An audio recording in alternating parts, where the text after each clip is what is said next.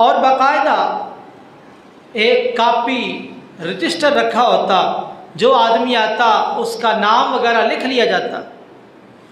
तो इस तरह ये अमल जारी रहता। 100 आदमी 200 आदमी, जब भी हमल हो जाता उसके बाद मामला रुक जाता, ये सिलसिला ख़त्म हो जाता। जब बच्चा पैदा होता उस वक़्त इन सारे लोगों को बुला लिया जाता, क़याफ़ा शनास को बुलाया जाता। वो सारे लोगों को देखता, बच्चे को देखता, किसी एक आदमी का इंतखाब कर देता, ये तेरा बच्चा है। ये भी तरीका निकाह उस मुआशरे में मौजूद था। और चौथा तरीका जो आज हमारे मुआशरे में राइज इस्लामी निज़ाम, इस्लामी तरीका है कि बाकायदा वली गवाह एक अहसन तरीके के साथ जो निकाह होता है, ये तरीका मौजूद था। यानी आप देखिए ये एक बुनियादी मामला है और इस मामले के अंदर किस कदर खराबियाँ थी और कितनी बेहयाई और फहाशी इस हवाले से उस मुआशरे के अंदर मौजूद थी।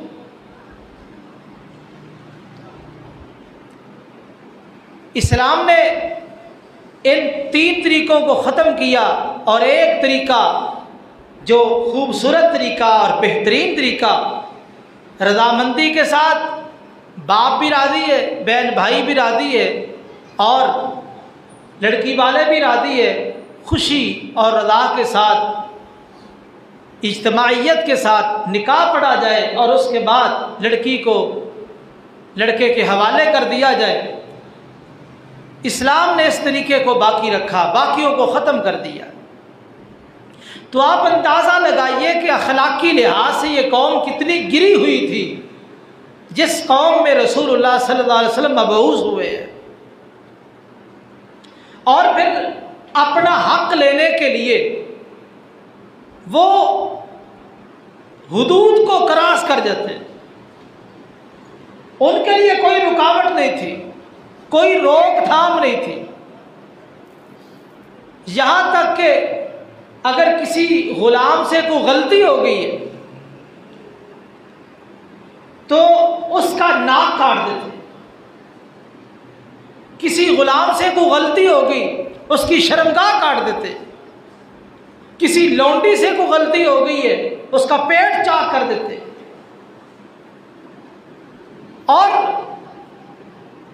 हर मसले में गुलूब का शिकार। सही बुखारी में अम्मा जी आयशा रदी अल्लाह ताला अन्हा बयान करती है, मेरे पास एक औरत आती थी, उसका नाम था उम्मे महजन। वो आती, बैठ जाती और बैठे बैठे कभी कभी ये शेर पढ़ती, वयौमुल बिशाही मिन ताजीबि रब्बिना अला इन्नहु मिन बलदतिल कुफ्री अनजानी। हार वाला दिन अल्लाह के अजायबात में से एक अजीब दिन था जब अल्लाह ताला ने मुझे कुफर से नजात दे के इस्लाम की तरफ राग़ब कर दिया। कसरत के साथ ये औरत इस शेर को पढ़ती। अम्मा जी रज़ी अल्लाह ताला अन्हा, उन्होंने एक दिन पूछ लिया कि ये बार बार आप शेर पढ़ती है, इसका क्या मतलब है? हार वाला दिन कौन सा दिन है? कहा, मैं एक कौम की लौंडी थी, उनके घर में रहती थी, उन्होंने मुझे आज़ाद कर दिया। आज़ाद होने के बाद में भी मैंने उनके घर में रहना ही पसंद किया। इत्तेफाक ऐसा हुआ, एक दिन उनकी दुल्हन, जो नई दुल्हन थी, 2-4 दिन ही गुजरे थे उसको, वो नहाने लगी और उसने अपना